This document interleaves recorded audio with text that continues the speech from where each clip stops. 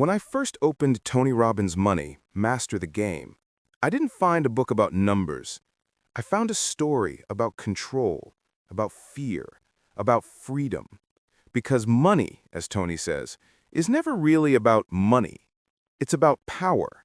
The power to choose, to create, to breathe without worry. But here's the paradox. Most people spend their entire lives chasing this power without ever understanding the game they're playing.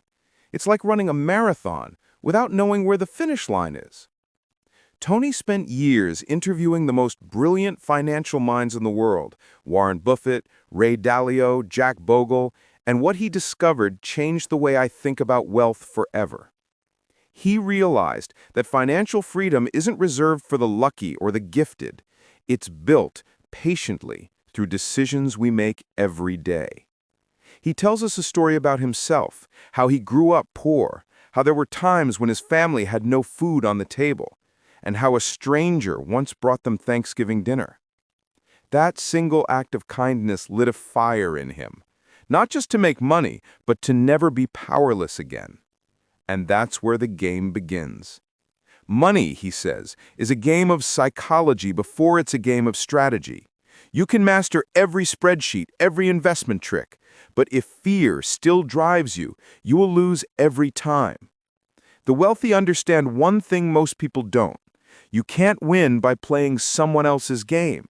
You have to learn the rules and then design your own. I remember Tony describing how most people trust the system blindly. They put their savings in funds they don't understand, pay hidden fees they never see, and believe someone else will take care of their future. But the truth is brutal. No one will ever care about your money more than you. And until you take ownership of that truth, you'll always be a pawn in someone else's plan. So Tony invites us to wake up.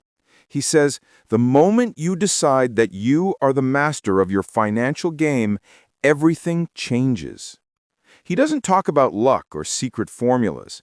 He talks about clarity, knowing what you earn, what you spend, and what truly matters to you. He calls this your freedom number. It's not about being a millionaire. It's about being free enough to wake up in the morning and live life on your terms.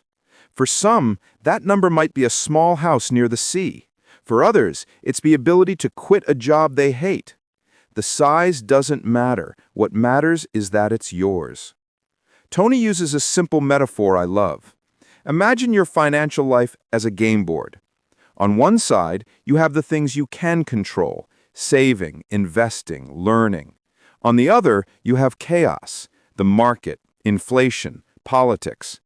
Most people spend their energy worrying about the chaos, when in truth, the winners focus only on their moves. He introduces us to a concept called sleep-well investing. It's the opposite of chasing trends or gambling on the next big thing. It's about creating a portfolio so balanced that no matter what happens, rain or shine, you can still sleep peacefully at night. Tony learned this from billionaire investor Ray Dalio, who designed what he calls the all-weather portfolio. It's like building a financial umbrella strong enough for any storm. You don't need to predict the weather. You just need to prepare for it. But preparation alone isn't enough. You must save, and you must save intentionally.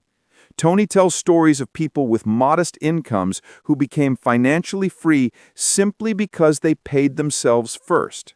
A janitor named Ronald Reed saved quietly his whole life, living simply, investing steadily. And when he passed away, he left over $8 million. Not because he earned much, but because he understood one truth. Small, consistent actions over time become extraordinary results. That's the law of compounding. It's like planting a single seed and watching a forest grow, not in a week, not in a year, but over decades. It rewards patience like nothing else in life. And yet, patience is the rarest form of intelligence. Tony reminds us that markets crash, economies shake, but fear is what really destroys wealth. The moment you panic and sell, you don't lose money, you lose the game. He says the market is a device for transferring money from the impatient to the patient. And as the journey deepens, Tony shifts the question. It's no longer how do I make more money, but what does money mean to me?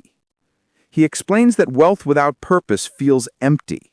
He's seen billionaires who feel poor inside, and ordinary people who feel limitless because they give. There's a story he tells about a man who lost everything during the 2008 crash. Broken, humiliated, he thought his life was over. But Tony asked him, "What did you still have left?" He paused, then said, "My time, my knowledge, my health." And that was the moment he began again. Because real wealth, Tony says, is the ability to start over without fear. And he reminds us that giving isn't what you do after you get rich. It's what makes you rich inside. When Tony was broke, he still gave. And that act shaped his entire destiny. He now feeds millions of families each year through his foundation, a circle of giving that started from one Thanksgiving meal. The final message of Money, Master the Game, isn't about money at all. It's about freedom, not the kind you buy, but the kind you build by mastering yourself. Because when you no longer trade your time for survival, you finally start living. And as I finished reading, I realized the game was never against the market or the system or the odds. The game was always against fear. And the moment you stop playing scared, you've already won. If this story helped you see money differently, not as something to chase, but as something to understand, then take a moment to like this video, subscribe to FROMBOOK, and share it with someone who's ready to take control of their own game. Because the path to freedom doesn't start with wealth, it starts with awareness.